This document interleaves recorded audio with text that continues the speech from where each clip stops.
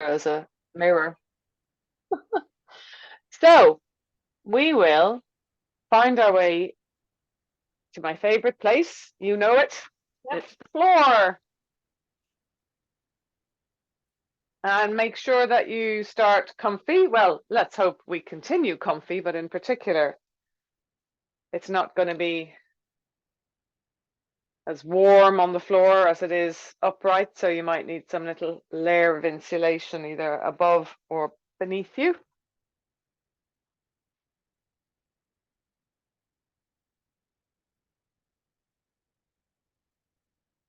And just see where you land, where your desires take you.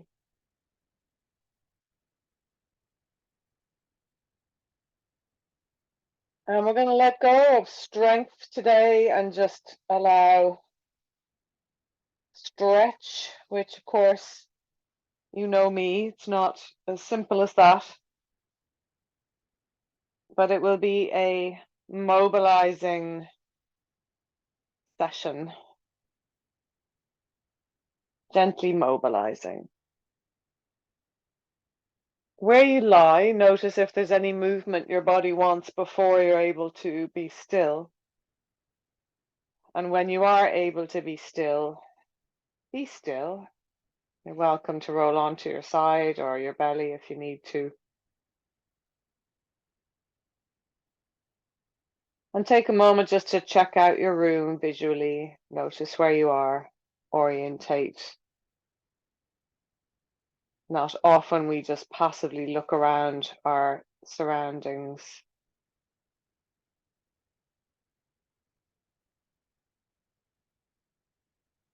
And if you feel inclined, then close your eyes and come into connection with your breathing.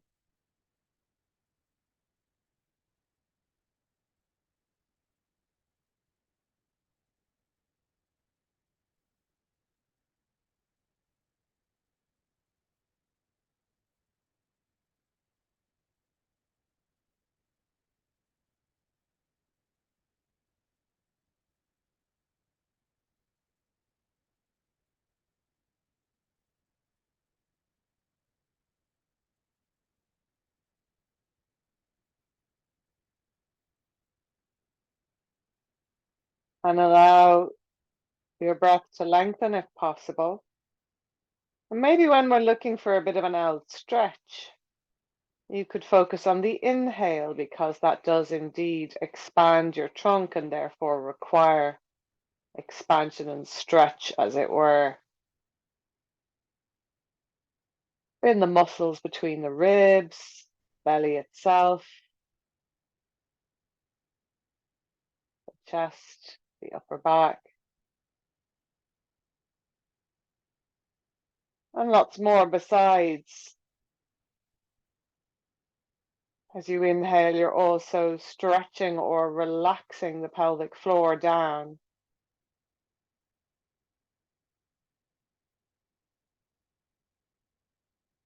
And if any yawns come in, feel free to yawn.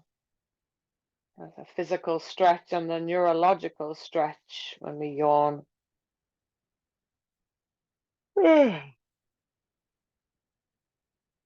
So one of the great things about gentle all over stretching when it comes to menopause and whatnot, post-menopause, is that we can have this tendency for all over aches and pains. And if they're non-specific and not injury related or joint depletion related or muscular condition related, then overall gentle stretching can at the very least bring our awareness away from the discomfort by stimulating other nerve endings other than the pain related nerve endings. And at best, it can help to create enough movement in the fascia that inflammation or that potentially inflamed situation that's creating those aches and pains may reduce for at least a little while. So we're going to begin as we continue to breathe deeply by just articulating our ankles. We're just letting them circle or point and flex or rocking them side to side. You'll need your legs out long for enough movement, or you'll need your feet up off the floor, but I would prefer if you stay long, if that's okay. And notice that as you articulate your ankles, your legs are moving, or bits of your legs. You may not be moving the bones, but the skin, the flesh of the legs is moving. And then notice if you allow the feet and legs to move a bit more, the pelvis is then moving, the hips. And you might find that you're taking your pelvis on a sort of walking motion up and down the mat, or maybe it's kind of circling towards and away from the mat from side to side. And just see if you can keep a relationship between the feet, the legs, and the pelvis, and keep breathing deeply, and just see what cobwebs you can blow off the legs as you move. Long breaths in and slow breaths out.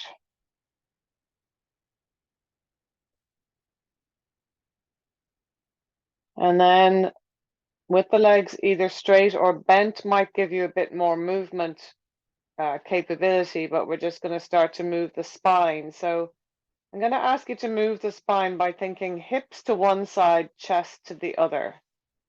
Hips to one side, chest to the other. So it's a sort of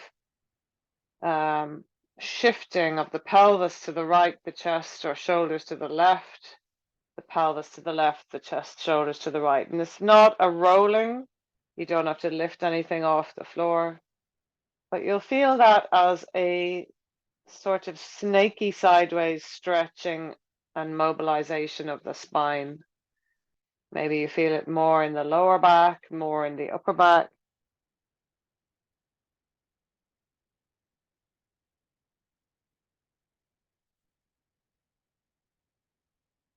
And then do please bend your knees. If that's uncomfortable, you could try separating your feet and letting your knees touch so that you don't have to work too hard to hold the legs up. And then we're going to go into our usual arch and flatten. So as you exhale, you're pressing your back onto the floor. And as you inhale, your tail is pressing to the floor and you're arching the spine. Exhaling, the tail curls up, the lower back touches. Inhaling, the tail reaches away and the spine arches. And the head will be nodding up and down as well. Noticing what you notice and where you notice it.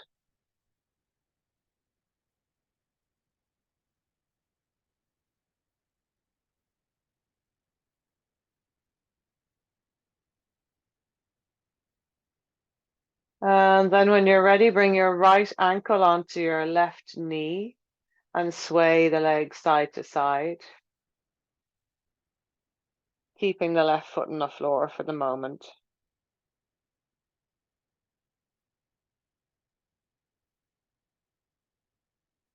And I think we can get a modest enough twist here that's safe for osteoporosis. And we do need some twisting even with osteoporosis. So just bringing the right sole of the foot to the floor, the left knee to the floor.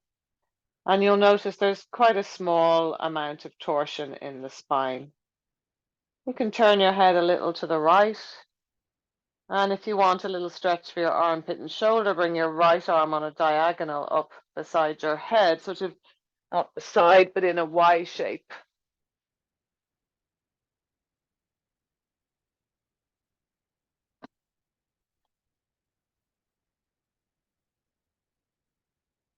And this is a nice place potentially to be fairly still, or you might want to sway a little bit, see what you're drawn to. You might want to reach with the hand or leave it quite passive. What speaks to you?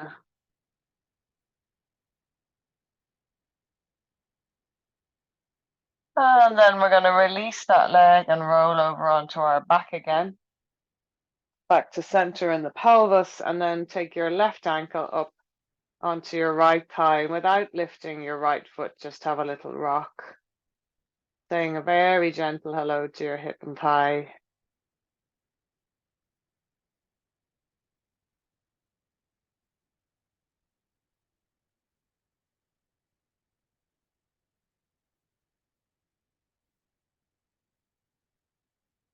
And then let that left foot go all the way to the floor on the right. Right knee is down, maybe turning the head to the left a little, maybe bringing the left arm up in a Y shape beside your head and breathing.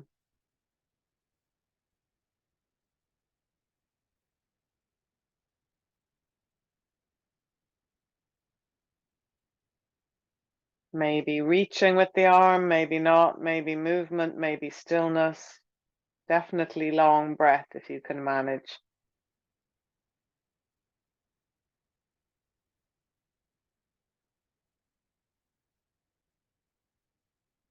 And then instead of rolling to your back, could you roll over to your side? And just come up onto the elbow of the side you're lying on. So if you're on your right side, let's say you're resting on your right elbow, or if you prefer, you can have the head down on a flat upper arm.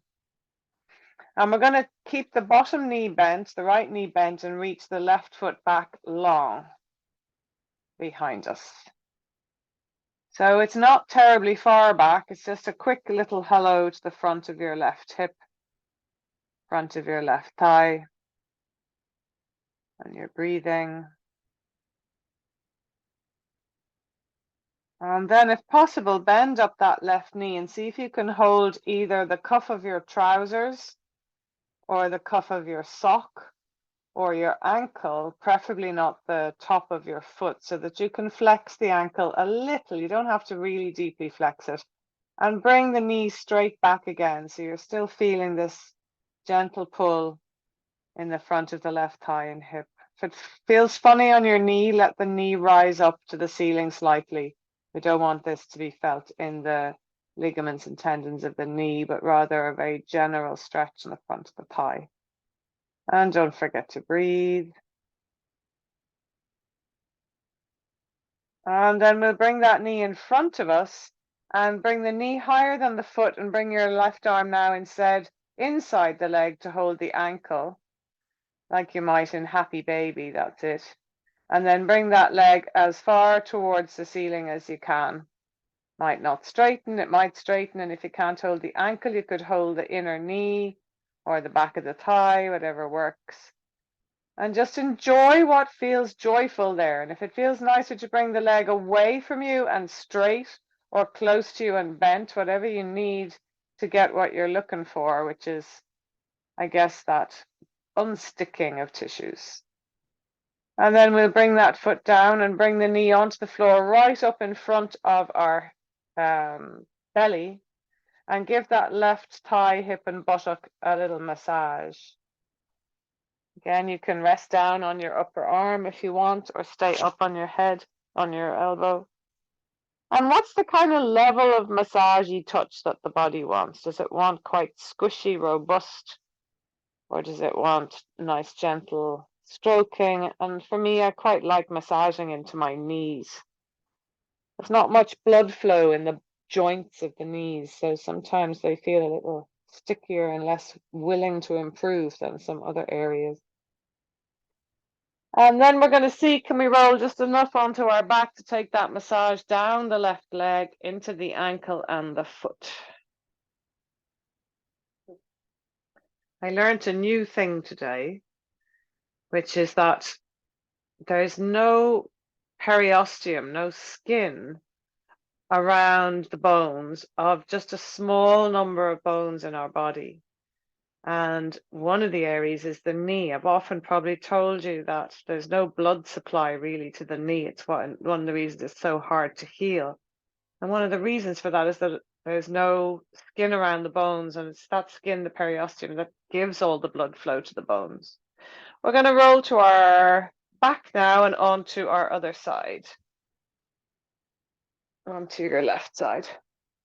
I have new microphone situation going on, and I know that the microphone is either in front of my left ear or my right ear. So if at any point I lie down on my side and you can't hear me, just shout at me. It'll be because I'm leaning on the microphone. I just can't remember which side it's on.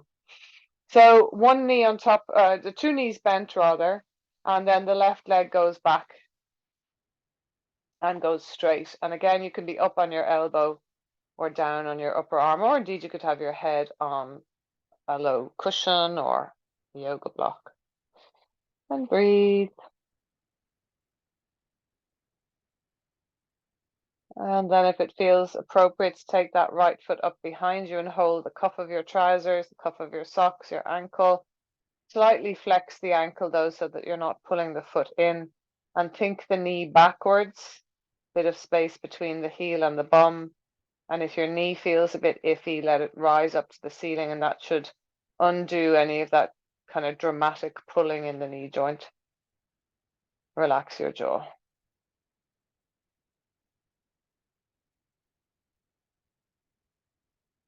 And then if possible, taking the right knee up, the right foot lower than the knee, reach your arm inside your leg towards your ankle, or the back of your thigh is fine, or the calf, and bring that leg up to the ceiling.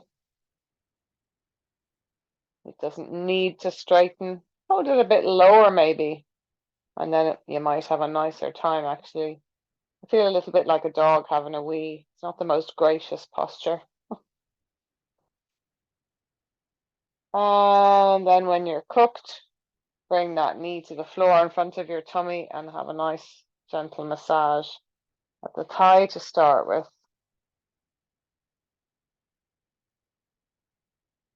If you're a hamstring strong person, then work into the hamstrings. If you've strong glutes, work in there. Strong hips, work in there. And for me, I've got knees that need a bit of TLC, work in there. And at some point, just rolling enough onto the floor that you can get that leg off the floor and massage the calf and the ankle and the foot.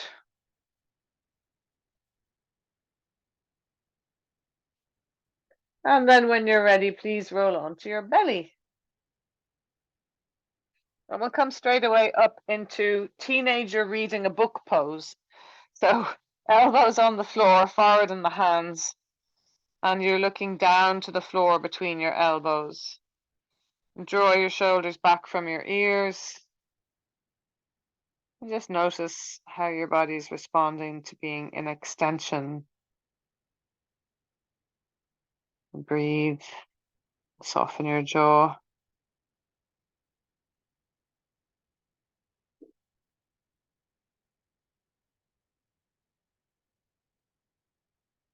And while you stay here, tuck your toes, please. And push your heels back with your knees off the floor. And once the knees lift, you might be able to tuck the toes more and get more flexion in the toes themselves. This is also quite strong for the Achilles tendon. If you've got any issues there, maybe don't overdo, well, never overdo it anyway, but reduce it if you'd have tendencies for issues in the Achilles. And you feel that in your calves. And if you want, you can walk the heels back and forward like you're going for a walk on the wall behind you, keeping the toes tucked in this walking motion with the legs, and the hips will get involved and the waist. Maybe the shoulders are getting a little involved. And then release the knees down and untuck the toes and come up into Sphinx pose. And just keeping your head slightly tilted down so that when you look ahead of you, you're looking at the space probably between your index fingers. Approximate, so fairly neutral neck for you. And keeping that sort of level of gaze, so not looking up, turn to look towards your right upper arm. Maybe your neck allows you to gaze a bit further towards the outside edge of your mat, and then bring your head back to the space between your index fingers, and then turning to the left, looking over just the upper arm. So try not to look high and over. Maybe a little further down the floor and back to center. And then we're going to let the head come up, look forward, a little bit of angling in the neck, but not squishing the back of your neck, and jut your chin forward a little bit to really stretch the skin of the front of your throat. Feels weird. And then come back to center and tuck your chin towards your chest. Feel a little stretch for the back of the neck. All the while breathing and looking for what feels nice. Come back to center and take your hands wide, moving into an angle with the elbows so that the hands are like seal flippers, the forearms really are like seal flippers. Inhale here. Exhale, press the pubic bone down, lift your navel and lower abdomen off the floor like a lizard lifting off hot stones, and then lift your elbows. So you're not letting, or you're trying to avoid the lower abdomen touching the floor. Soften your shoulders back and down. And let the chest come forward a little bit and let the gaze come straight ahead rather than down, but definitely not up. And then with that gaze, look again over your right shoulder towards the floor to the right rather than trying to look at the foot. And then back to center and turn to look down the floor to the left. And back to center and roll down on your exhale. Slide your hands back so they are at about shoulder height. And trying to get your elbows pointing up to the ceiling. Inhale here. Exhale, press the pubic bone down and lift the chest. Try not to push too hard with your hands, but you will be lifting yourself up eventually into a more traditional cobra. Keep the elbows slightly bent backwards, your shoulders down from your ears, and breathe. I don't often bring you up this high, so see if this is nice for you, and if it's not, go down to seal or sphinx. And if it is nice for you, while keeping a bit of tone in the belly and pelvic floor, just bring a little walking motion into your shoulders. So you're kind of juicing up the tissues of the upper spine, upper back, chest, shoulders, elbow. Still a bit of tone in the belly and pelvic floor. And then when you're ready, inhale, do one little yawny kind of lift, like if you were yawn stretching, it would be like, you'd go to an nth degree. And then exhale to fold down again. Take a rest onto your cheek, or rest your forehead on your hands or your cheek on your hands. And breathe.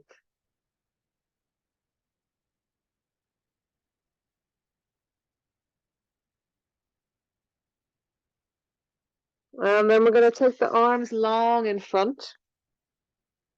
And they're in a kind of Y shape, so don't let them be too close to your head, and your feet about the same width apart. So that's so your hands are about the width apart of your yoga mat, and your feet likewise about yoga mat width apart.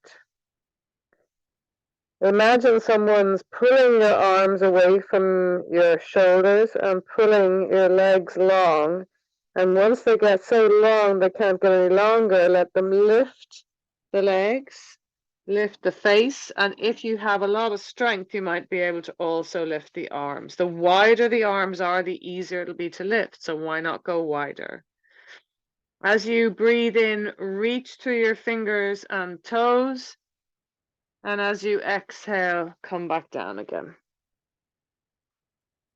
And stay there again. Maybe have a little wobble of your pelvis side to side. Whatever feels nice. And then tuck your toes. Take your hands back under your shoulders. Push up onto all fours. And could you get either a couple of yoga blocks or a low stool or a chair, and pop something at the top of your mat.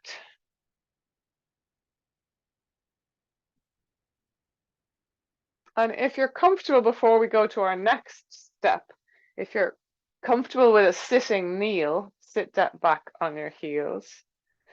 And try and get the heels close together so you feel them kind of sitting under your sitting bones and making you sit very tall and soldierly.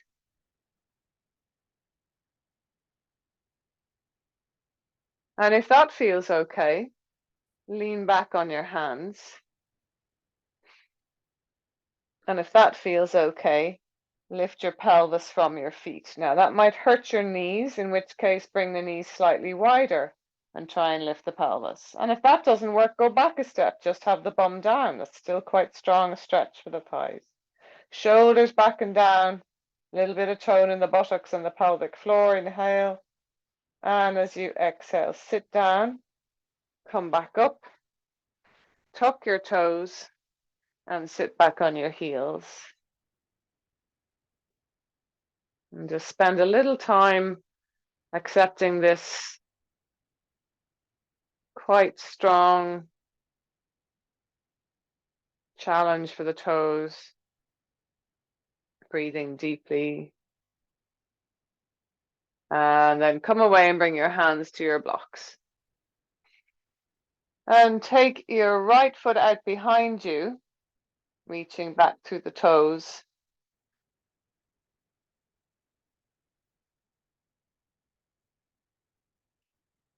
And push back a little and roll forward, all this just over the toes. So we're not changing the shape of the trunk. We've got a straight line from the heel to the back of the head. That's it. Breathing. Feel how this, there's that nice phrase, motion is lotion.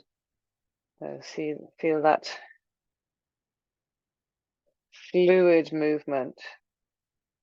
And inhale as we come back. And exhale, try and swing that right foot outside the right block. Great. We're going to go back and forth to that a few times. So inhale the right leg back, reach back through the heel, exhale, swing it to the outside of the block. Inhale it back, reach back through the heel, exhale it to the outside of the block. Come forward a bit in the hips now as you do. 3 more. Inhale back, exhale, swing and reach forward. Fab. 2 more. Inhale back. Mind what the shoulders do in this exhaling movement, that they don't creep up around the ears. 1 more. Reaching back. And exhaling forward. Just walk the block now in slightly so you can also walk the foot in. Well, it depends on you how wide your blocks were. So you're aiming to have your knee and foot in line with your right hip. And we're going to allow ourselves to bring the pelvis a little bit closer to the floor on an inhale and a little bit away from the floor on an exhale. And a little bit closer to the floor on the inhale and a little away. If the wrists are sore, come up onto the knuckles or just be lighter on your hands. And that means you have to be a little stronger on your legs. And 1 more, reach forward. And as you come back, just slide your right foot back a bit to make this next movement a bit more achievable, just so that you can lift the left knee and come into pyramid pose. So your hands are on your blocks and your 2 legs are straight but not locked. Your feet are hips width apart. And just take that left foot forward a little bit more so that you can come up onto your fingertips and straighten that right leg a bit more. We're looking for neutral spine, so you might see that you could probably put a cup of tea on my back and we wouldn't spill it. I wouldn't spill it, and that's the aim. This is a really strong hamstring and potentially IT band stretch. So see how it feels. Do you need a little more bend in the knees? And then could you circle your bum, or rather sway it to the right and down to the left and slightly up to the right, lifting the tail and slightly down to the left, or circle if that feels free for you. For me, it doesn't. And then when you're ready, come to stillness. Do keep a little anchoring into your right big toe and micro bend the right knee and draw your shoulders back from your ears. And though you are still, you might choose some little tiny imperceptible movements, especially if they feel like they're getting into the sticky places. We're going to curl the right toes out or angle the right toes out and make a T with those 2 blocks if you have 2 blocks, or come up higher onto your stool or whatever you're holding. Take your right arm out airplane style and use the muscles of your belly to turn you to the right. You don't need to go far. Turn your chin towards your chest, look towards your armpit, and then look towards your top hand and maybe bring that top hand behind you so it's resting on your lower back. You can get a nice little pull for the shoulder here. So in terms of osteoporosis, this is really not the biggest twist in the spine. And if you think of the right shoulder coming back more than trying to pull your navel around, that's a safer area for twisting the upper spine than the lumbar spine. You can think of isolating it into the upper back and even draw your navel more towards the floor and draw the right shoulder back if you feel unsure. And then we're coming back down to our two hands. And we're going to bring the left knee down and bring the right knee up into pigeon pose, scooching the left leg back. Stay up on the blocks. So the right knee is at the right hand and the right foot is under the left hip. Just to see that from the front. Now I do have brighter lights. It's still quite hard to see in the dark here. And we're going to walk the hands slightly back so we come into more of a back bend. I don't want to work too much on the strength here, but I don't want us to collapse down into the hip either. So just have this thought that you're pulling the shins towards each other, the right shin back, the left shin forward, and that should give you a little lift. You don't need to work too hard, or you could choose not to do that and instead a little lift of Mula Bandha. And breathe.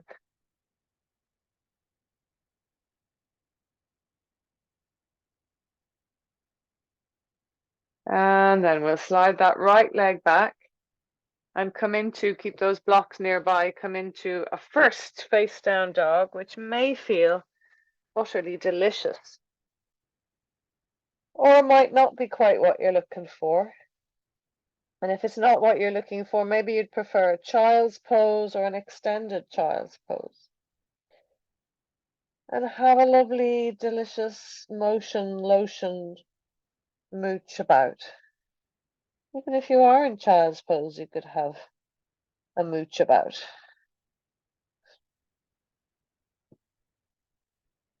And when you feel ready, bring your knees down and bring your blocks ready and take your left knee back.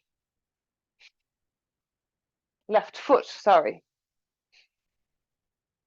And sway back and forth on the toes of the left leg. So the right knee is on the floor and the left leg is back. You've gone a step ahead. So take that left leg back behind you. Easier said than done, says you, and straighten that left leg. Yeah, that's it now. We're rocking back and forth on the toes. And that's really mean of me because, of course, any second now we're going to be bringing that foot up, but we're going to go back and forth with it. So straight line from the head to the heel. Moisturizing, putting lotion on that left leg. And then the next time we come back, we inhale and we exhale, swing the left leg to the outside of the block. And inhale, step it back. And exhale, swing it forward. Inhale, step it back. 3 more. Exhale, swing it forward. Maybe bring the pelvis a little forward and the chest a little up. Exhale, back. Serve your knee before your alignment principle so the foot can land with the toes out if it wants to. And back. 2 more. And back. Whoops. And last time, step that foot up and leave it there this time. And you can sway back and forth here if you like. I quite like it back and forth here as well. Kind of nice and juicy. Or you could choose to settle here forward with a little downward motion of the hips sometimes, a little upward motion of the hips sometimes, kind of like the pose itself is breathing. And try not to be too heavy on your hands. In fact, come right up to the knuckles if your wrists are hurting. And don't forget to breathe. And then just step that left foot slightly back so that it's easier to tuck the toes and lift the right knee.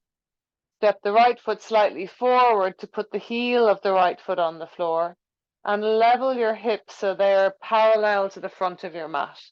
Highly recommend you come up onto your fingertips or knuckles so that there is more weight in the legs than there is in the hands. And then we're going to sway the pelvis first left and slightly up, and right might be just feeling lateral, or it might feel like you're going on a diagonal right and down. So swaying the hips side to side, really. They just will have a slightly more upward and downward trajectory for most of us. Lifting the tail as you go, flat spine. Notice what feels good and how you can get into some difficult to reach places. And then at some point come closer to stillness, but feel free to have micro movements. Maybe close your eyes if you're comfortable and inhabit this for yumminess. Softening the shoulders. There may be micro movements or complete stillness. There's definitely breath.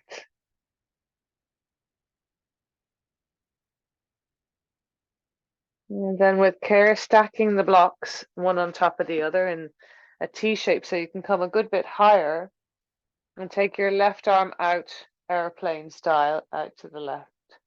And turn from the belly, or if you're worried in terms of osteoporosis, just turn the chest and try and keep the navel pointing down. And when you get to turn the chest, you might like to take your left arm behind you to drape it behind the pelvis and draw that left shoulder back a bit. You don't have to go into a deep twist to get that nice shoulder stretch. Turning the chin towards the armpit, the left armpit, a little bit of Mula Bandha, lots of breath. If you're worried again about the twist, you could do just the shoulder and look at the floor, which is quite helpful to not over twist. And nicer for the neck for many of us. And then we're going to inhale to come back to our blocks. Just be careful when we're coming down into pigeon that you don't rely too heavily on the blocks, because it's easy for them to flip over. Bringing the right knee down and scooching the right foot under the left. No, the left foot under the right hip. You might need to scooch the right leg back a bit and walk your blocks quite far back so you can come into a nice back bend there. And if it's too much for your knee, which of course I should have said on the other side, you can do eye of the needle. I'll just indicate eye of the needle. For those of you who've forgotten, it's up here holding the thigh. So in this instance, it would be the left ankle up on the right thigh because we're doing the left knee. And apologies again if you were doing, those of you doing the recording, if you were doing pigeon on the right and didn't know what to give yourself as an alternative. So just trying to avoid complete collapse. Think of a little Mula Bandha, or like you're going to try and touch the head with your ceiling, or you're balancing a book on your head like a supermodel. And breathe. I don't think supermodels do that, to be honest. And just feeling this warming of the body. What's feeling good? Minimal weight on the arms if possible.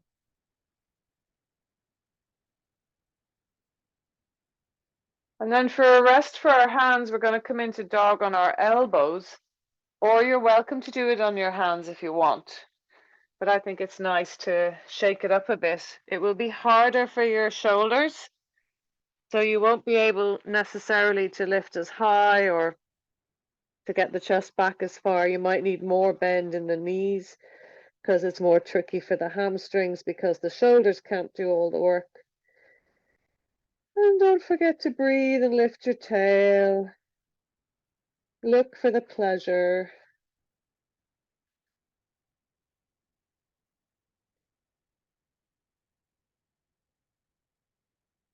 And then when you feel ready, rest in a little child's pose. So the osteoporosis-friendly child's pose has the spine long rather than the bum tucking down, and has the head resting on a block or something that helps keep the neck in line with the rest of the spine. If you don't have bendy hips, it's going to be tricky to keep the tail slightly lifted, in which case you might need to come forward a little and put a cushion under your bum so that you're not tempted to squash the tail down towards the heels. Just thinking neutral where we're tempted to round the spine, we're trying to flatten it instead.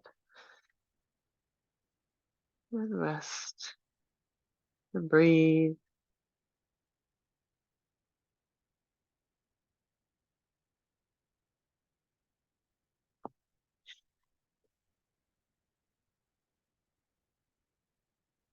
Notice what bits of your body are feeling good.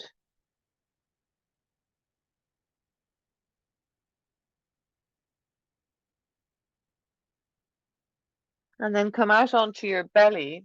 If you know you find it hard to hold your feet behind you when you lie on your belly, get a yoga belt or a dressing gown strap, or even a resistance band on your way and just have it close by. But initially just rest down flat.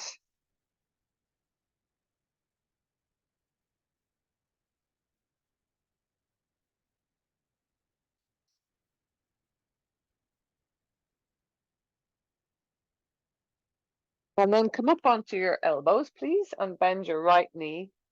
And if you can't reach your ankle, you're going to throw your strap. I say throw, it's never that easy, around your ankle. And hold it with two hands, preferably over your shoulder like a skipping rope. Cool. And if you can't hold it like a skipping rope in this way, I don't know if that feels like a skipping rope, with the elbow forward and the hand behind the shoulder blade, then simply hold it more normally with the arm reaching back. And then let that foot flex, the ankle flex. It's a bit of a pain in the arse trying to get the strap on, isn't it? I know. Should be easier. Well done. Taking it back behind you. Yay, we're there. And let that foot move away from your bum and let it cause your chest to lift. Now, if you do have the hand behind the back, that's going to be a strong shoulder stretch. Breathing, a little bit of mula bandha, a little bit of pubic bone to the floor, a little bit of tone of the belly. And then come slowly down. You might be able to transfer if you're really, no, it's not very easy to swap the strap to the other foot. But do your best to come to the other side. Take the band either up beside your head with your elbow facing front and your hand behind you, or just holding it in a normal fashion behind you. And when you get there, flexing the ankle and moving the heel away from your bum and causing your chest to lift, pubic bone down, navel gently to the spine. Don't forget to breathe.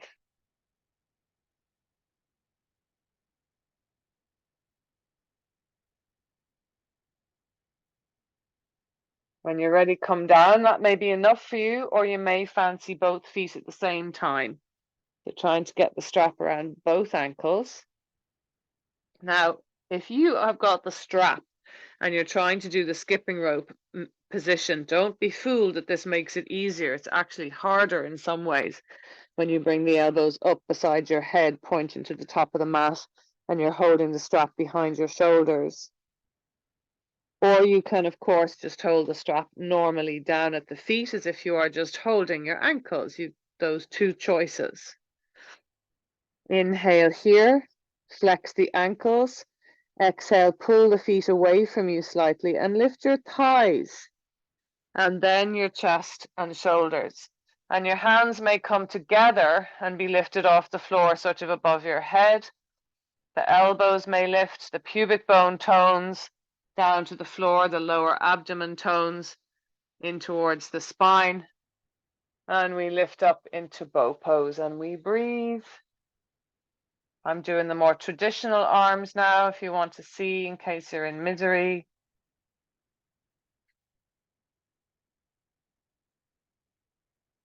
Couple more breaths.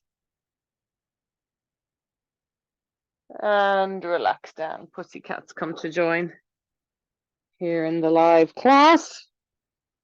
When you rest down, wobble your bum side to side a little bit.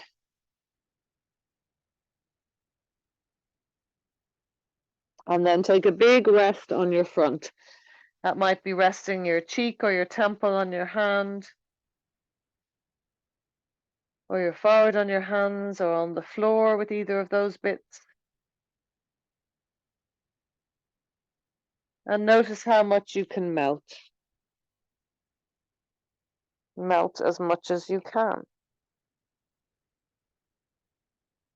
If you're able to rest your head on its own on the floor, it can be nice to bring the arms down by our sides and palms up to really let those shoulders melt.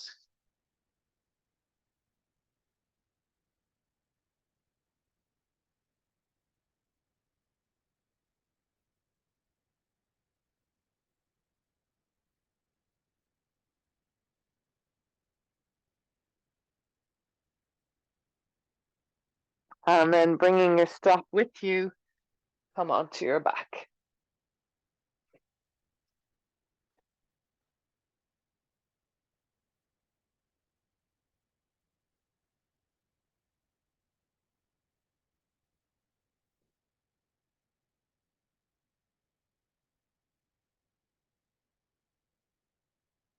I will take the strap around our right foot. I'm going to do Supta Padangustasana, which I don't know, I kind of often do every now and then, I guess maybe. And the reason I don't do it super often is because with the strap, it's a very passive stretch. And without the strap, like with the leg on its own, so with the strap or holding it with your hand, it's a very passive stretch. And I'm not a great fan of very passive stretches.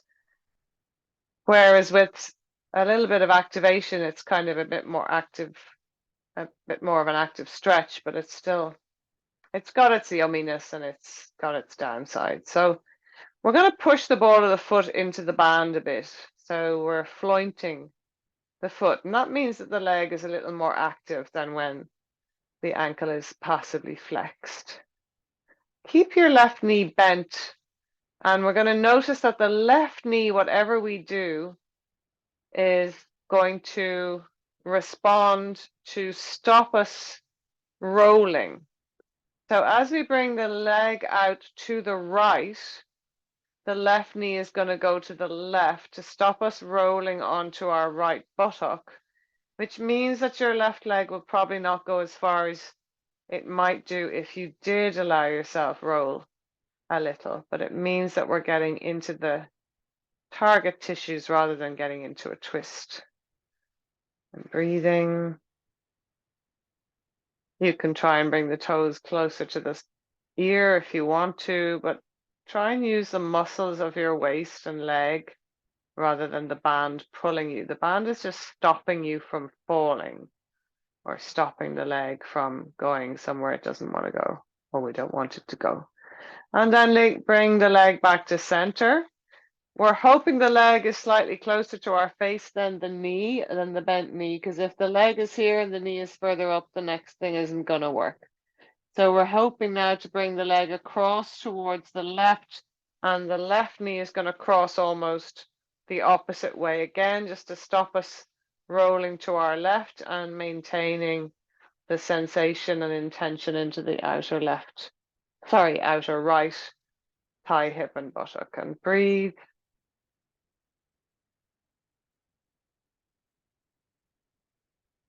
And before we go to the next one, just because we're really ripe and ready for it, we're going to let that right knee bend and we're going to be with our legs crossed and drop the strap for the moment. And then with your crossed legs, can you lift the two of them up into your tummy and hold either knee? I find if I hold my right knee, I feel too impinged in my right hip. So instead, I'm holding my right thigh, but I'm not putting a lot of pressure to bring my thigh to my belly. So it's more that my hands are anchoring me rather than pulling my knees towards me. That's my hip, my sense that I'm putting too much pressure on the cartilage of my hip, but you see what feels good for you.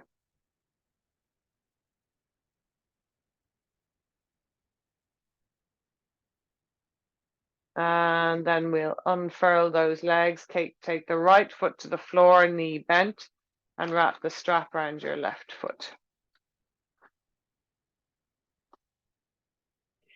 And when you get there, slightly press the ball of the foot into the strap while kind of curling your toenails towards your nose, but the ball of the foot away into our floint.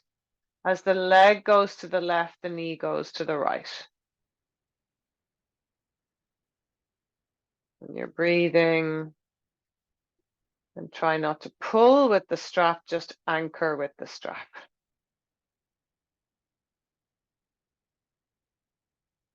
Still breathing.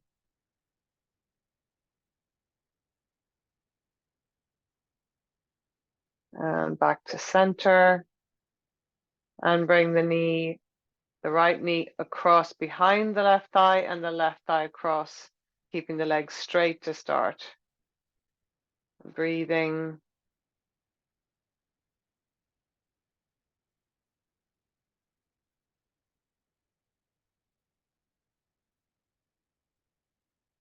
And then bend that knee. The strap can be dumped for the moment.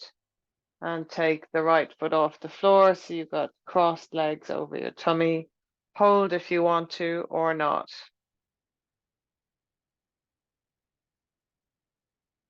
And breathe.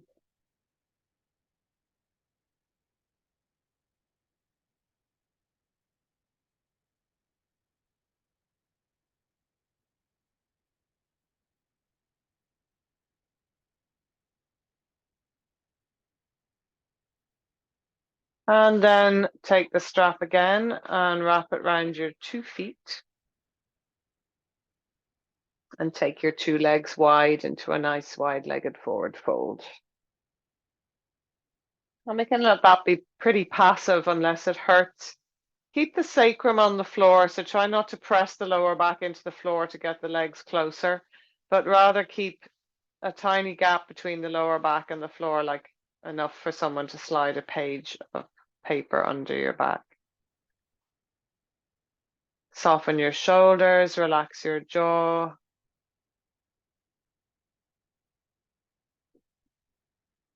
If you feel like little movements, bring in little movements. If you feel like stillness, be still.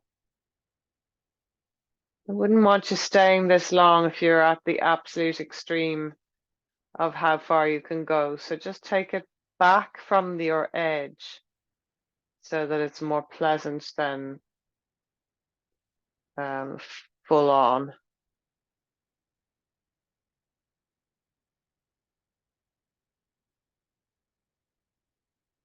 And then when you're ready, slide the legs together.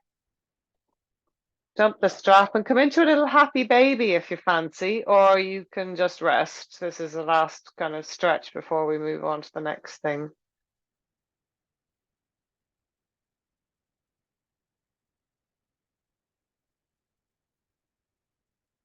And then when you're ready, take your feet down and do take a moment of stillness with your legs bent or straight, your hands wherever you like, noticing what you notice.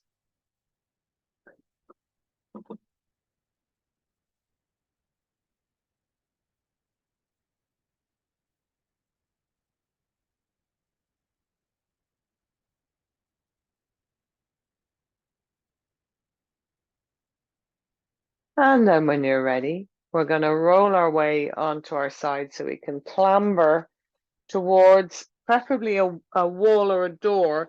Might just about manage to do this at the side of a bed or a sofa, but I think better to be at a wall, and we'll get our legs up the wall. Bring some cushioning, like a folded blanket, close to the wall. And bring a bolster if you have one.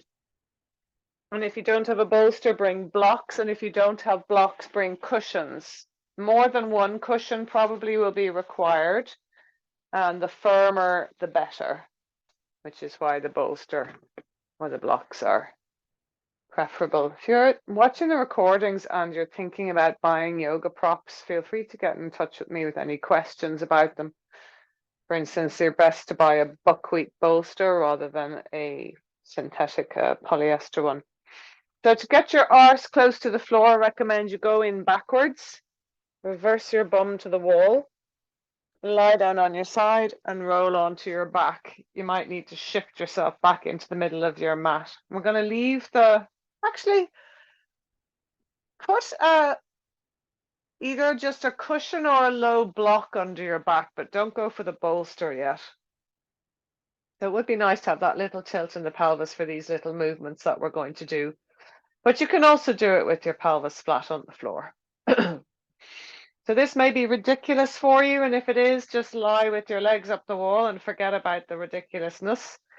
We're going to bend the knees till the heels are on the floor, on the wall, but the toes are not on the wall. So a little bend in the knees. And just bring your right foot down behind your left knee with the side of your right foot on the wall. That's it. And there, just for a moment, send your right knee towards the wall.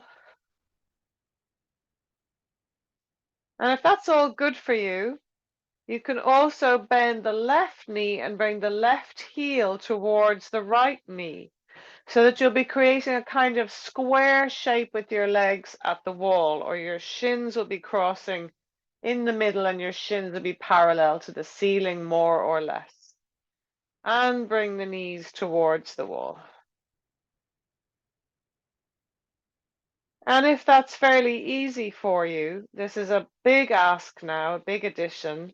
You could bring that left side of foot onto the right shin near the knee, so that it's almost like, yeah, you are sitting in a weird square version of cross leg. And just breathe there for a couple of breaths for not staying terribly long. If that's okay for you, you could see about bringing your right heel down towards your left buttock and your left heel up into your right groin, as if you're sitting in a traditional cross-legged position on the wall, as it were. That's it, yeah, exactly. Taking the knees towards the wall and breathing. And if it's too much with the foot on the groin, you can still have the right foot behind the left buttock, but just take the left foot more behind the right thigh or buttock, so you're sitting more casually cross-legged. Whatever works for you.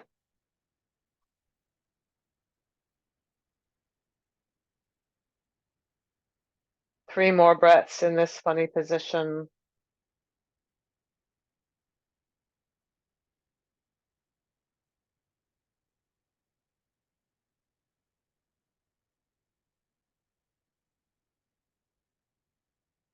And then slowly unfurl to your heels, so the knees are still a bit bent, quite a bit bent. And this time we're going to bring the left foot behind the right knee. The side of the left foot is on the wall, and the right foot at approximately just behind or just above the left knee. And send the knees to the wall. If that's already too easy for you, take your right foot to the crease of your knee, of your left knee, and bring the knees towards the wall for about 3 or 4 breaths.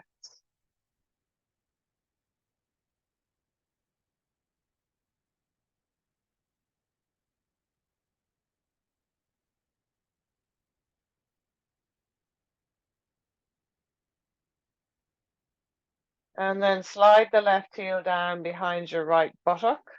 Bring that left knee maybe to the wall. And the right foot is either going to go behind the left shin onto the wall, or it's going to come down into the left groin as if, again, you're sitting half cross-legged or half lotus pose. So if lotus pose is the one that you kind of see in the movies of people with their feet up on the opposite groin, this is a half version of it. Make sure your knees feel okay about this. Take that foot off if the knees don't feel okay. And breathe.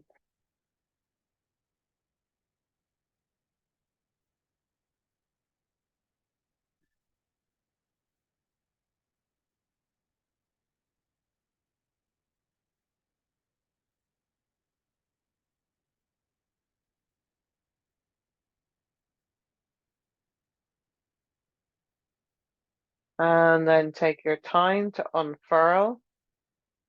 Take your feet to the wall. And if you fancy a little bit coming a little closer to a little more upside down is what I'm trying to say. You can put something higher under your pelvis. Just be careful as you do it not to strain the neck as you lift the pelvis high enough to put whatever you're putting in under your pelvis. So a bolster would be pretty high and definitely high enough, but you want to be able to tilt the pelvis away from your face. So you might want to look closely at the screen if you've never done this. If you have the bolster too close to the wall, your pelvis will be on it, but you'll be collapsed down in the lower back. Whereas if it's rolled up under the top of the pelvis, your pelvis will be reaching to the wall and you'll be in an extension in the spine, which takes a lot of weight off the shoulders and neck and a little safer. And also, yeah, just a little safer for the lower back as well as for the neck. Let the legs just drape up the wall. Feel free to wrap a blanket around your legs. If your legs are falling apart the whole time, you can tie them together with a strap, or you can choose to do wide legs up the wall. But I find that the gravity here really tempts my legs into over stretching. So I tend to avoid doing that unless I have a nice person to come and give me a bolster under each leg or a chair on each side to rest my legs on. You can choose arms on the body, by the body on the floor above or beside the head. I quite like the cactus arms here. And if the bolster or whatever you put under your pelvis is too high, of course, simply take it out and you still get lots and lots and lots and lots. All the benefits of being here with the legs up the wall.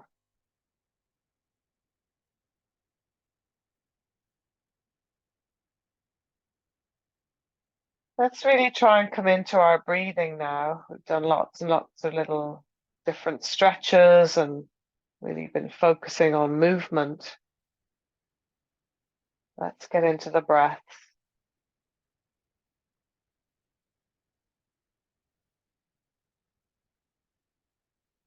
Long breaths in and slow breaths out.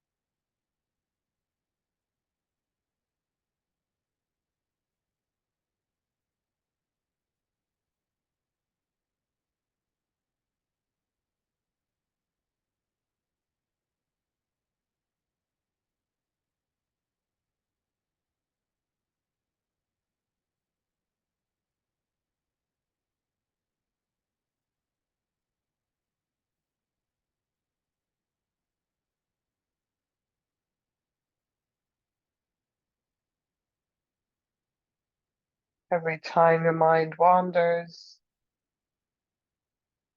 see, can you bring it back to the breath? Maybe you could create that ujjayi sound, which is quite nice for stimulating the vagus nerve, but really helps. I think this position can really help find ujjayi breath because of the neck angle.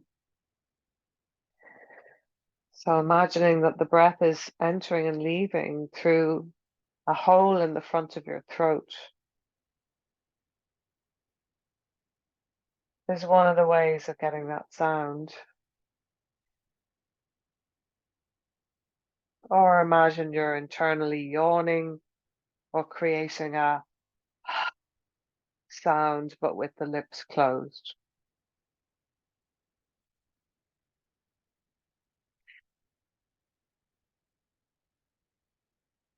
And the great thing about Ujjayi for the sake of meditation is that it gives you a sound to focus on. So you're using your hearing as well as your focus on breath.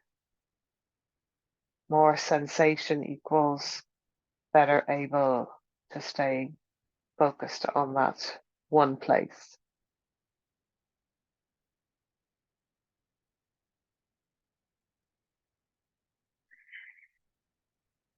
Staying here for another 3 or 4 minutes. Notice whether you need to shift your body in any way to make 3 or 4 minutes seem like a nice idea.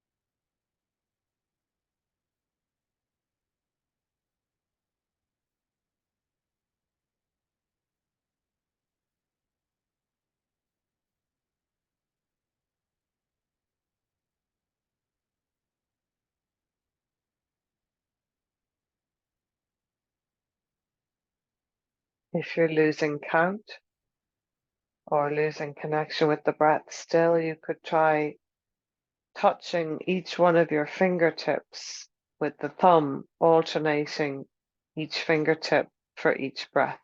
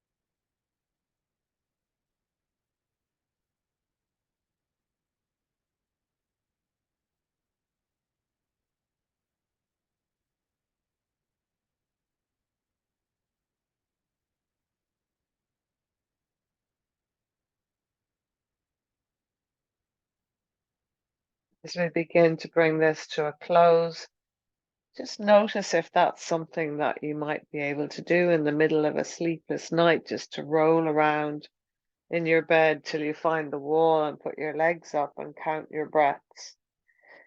Very achievable pose in a bed and has lots of bits about it that support sleep. And in fact, this last 35 minutes of the class since we did the leg stretches with the strap is going to be very sleep supportive.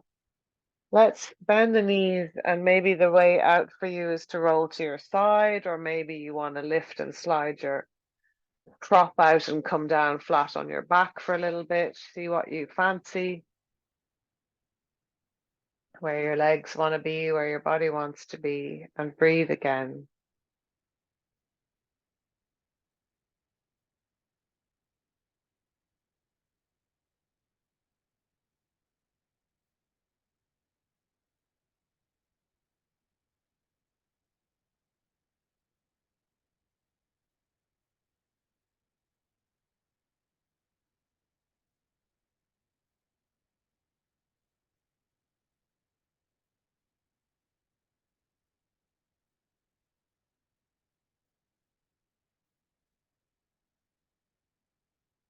And then roll to your side if you're not already there. And bring a bolster or cushions with you towards the top of your mat. And also, if you have blocks or cushions or books, bring them with you also for your head as we lie over the bolster, with the bolster under our rib cage and our elbows on the other side of the bolster, the far side of the bolster. I'll show you an alternative now after I've shown you the head. So once the elbows are there and you're very comfortable here, if you've larger breasts, you'll probably have needed to scoop your breasts over the top of the bolster. Then you'd rest your forehead on a slightly angled block so that it's a flat surface. So that your head is not down here though. Well, it's not a disaster if it is. We're aiming for the head to be echoing the rest of the extension to a certain degree, so we're not dropping the head. But it's not up here with the chin on the bolster, on the block, and the neck scrunched. That's very important. Now, this position may be too much for your lower back. If it is, just roll the bolster forward, and you can rest more on your armpits and elbows and even turn your head. So this will be about a 5-minute hold, so not near as long as we were legs up the wall. So if you're feeling a bit intimidated by it, just make sure you feel physically safe and not in pain. And then check if you're able to regulate your nervous system by letting your body know that it's safe if you are truly sure it is. There's no pinching or pain, as I say. And see if you can come into your breath, because there is a good deal of research to show that the very ancient parts of our brain respond to emotional stimuli very quickly. Makes sense. They should, to protect us. But when they're overwrought, obviously we get a bit overwrought ourselves. And in sitting with challenge and aiming to attend to what feels pleasant or pleasant memories even, we can help regulate those areas of the brain that get overreactive when a stress comes along. So it's like being in stress and thinking happy thoughts at the same time. So maybe here for you it's breath again, or maybe it's visualizations. Maybe you might imagine yourself somewhere that you really love, where you feel very much nourished and peaceful. Could be some country place that you go walking, or a beach you might favor in the summers.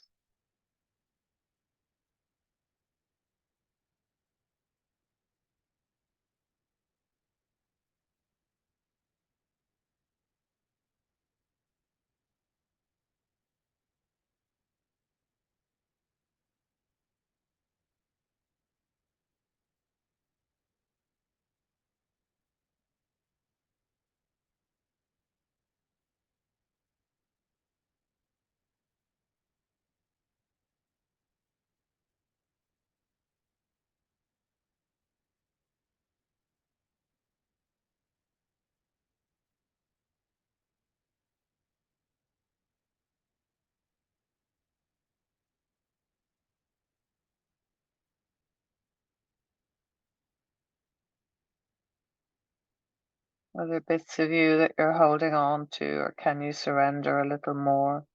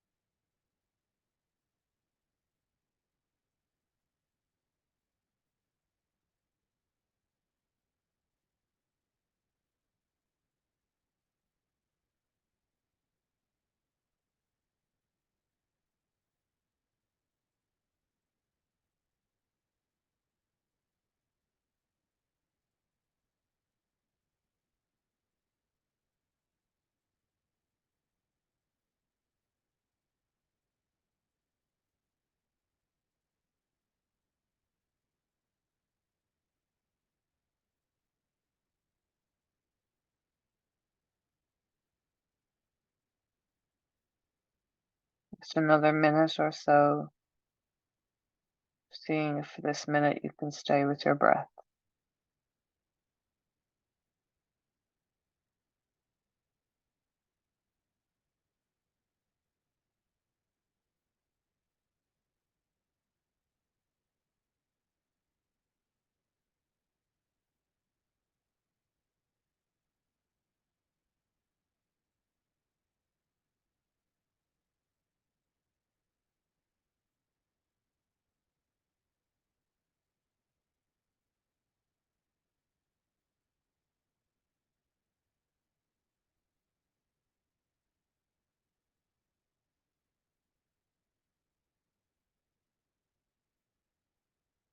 And then when you're ready, it can be nice to just come to a halfway house on the way out, like maybe lowering the block that your head is on or scooching the bolster a bit forward, but not coming completely out. Or you might want to come completely out. See what feels good.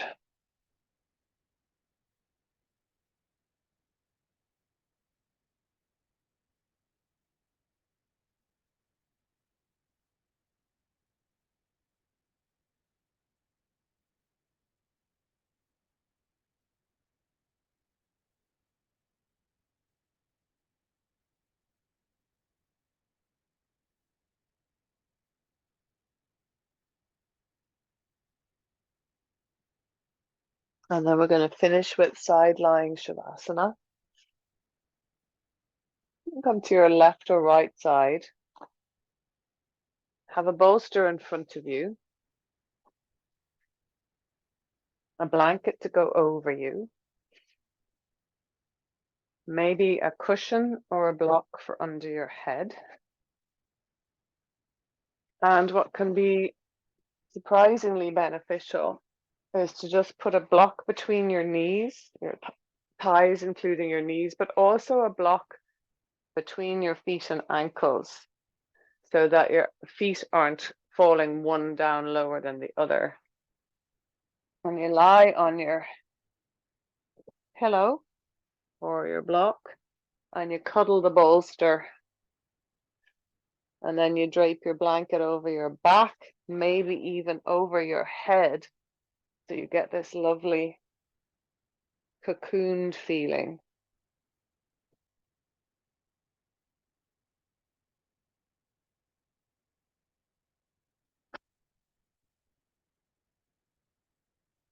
So have a quick look if you're not sure, because I'm going to get up in a sec to read you a bedtime story. So just if you need any more top tips, it's the block between the knees and the feet at the belly with the bolster, a nice cuddle. You can cuddle with 2 arms or 1. Head can be falling slightly low, but don't let it fall at a rakish angle, and be warm enough. If you don't want to put a blanket on you, but you want the darkness, you can, well, of course you can turn on a light, off a light, but you could also put a sock over your eyes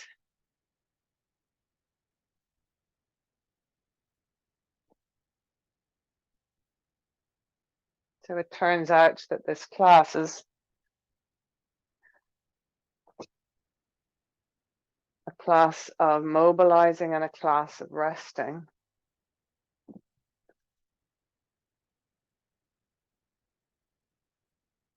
Such an important gift for our well-being.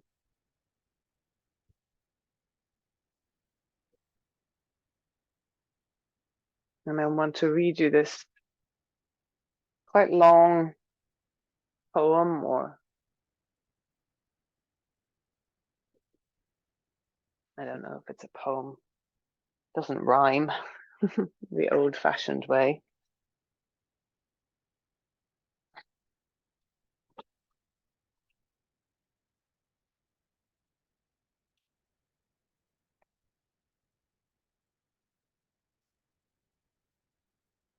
How brave you are for slowing down, for not finishing that to-do list. How courageous you are for not crossing that finish line because your body said enough. How fearless you are for choosing the quiet of your soul over the voices driving you always towards more. How bold, how rebellious, you out there honoring your own natural rhythm, going against the culture's breakneck speed. We tend to make heroes of those hungry with ambition, relentlessly doing, producing, always more. We applaud those who refuse to stop or rest, who push themselves so hard in the name of achievement that they sacrifice their body and soul and heart in the process. We celebrate those who are ill or aging but never show it, never slow down, never reveal a moment of vulnerability. The driver can be heroic at times. It can be necessary for our survival or for the greater good, but I want to make heroes of those who slow down. I want to make heroes of those who listen to their bodies, who do not strive for more than what the soul truly needs. I want to make heroes of those who do not force or push, but surrender to each moment as it opens. I want to applaud those who may not be driven towards success as we know it, but instead are nurturing something deep and subtle and needed.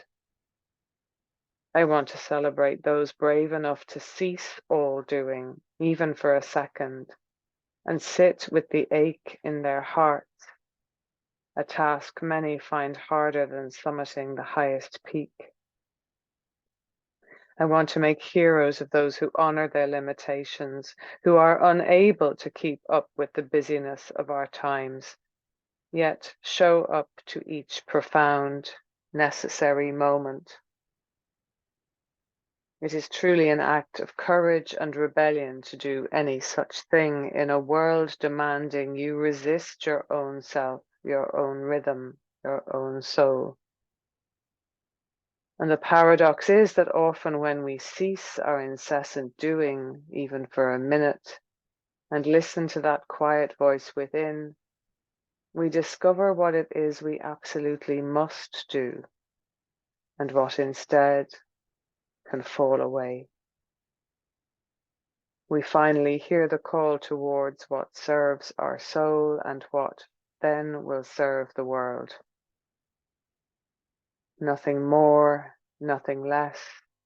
A hero is simply someone brave. So come, be softly brave. Be a new, quieter kind of hero. Few may applaud, it's true, but your soul certainly will.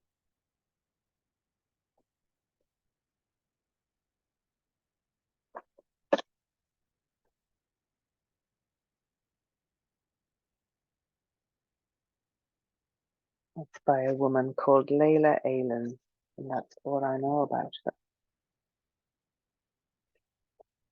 So allow yourself to stay there if staying there is available to you. And I would encourage you to consider the last 30 to 35 or 40 minutes of this practice as one you could do again and again before bed. Or indeed, you could do in the middle of a busy day when your heart, body, and mind need a little conscious rest. Namaste, and thank you, and I hope you sleep well after this. See you next time. Bye bye. I love the sleepy waves. Night night.